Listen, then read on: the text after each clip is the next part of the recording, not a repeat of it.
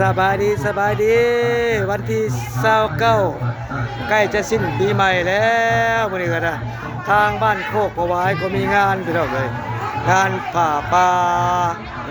แต่เวลานี้นี่เป็นงานแจกพี่น้องเลยแจกเครื่องวัตถุการ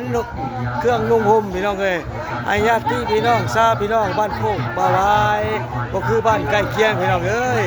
ใครจะได้เมาเด้อเครื่องที่เพิ่นนำมาจากจังหวัดยะโสธรเจ้าพี่น้องคือว่าญาติพี่น้องเพิ่นป่าจะสนก็หลั่งไหลกันมาลีรอปอดของฟรี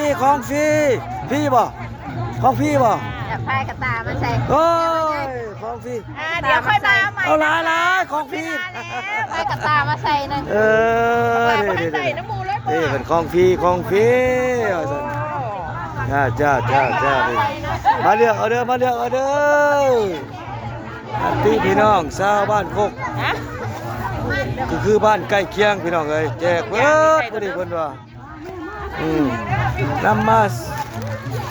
เกือบ30กว่ากระสอบผู้ใดเพิ่นเอามาบ่ได้เฮงๆรวยๆทั้งผู้แจกและก็ทั้งผู้บริโภคพี่น้องเอ้ยใกล้ๆปีใหม่แล้วโชคมันๆพี่น้องเอ้ย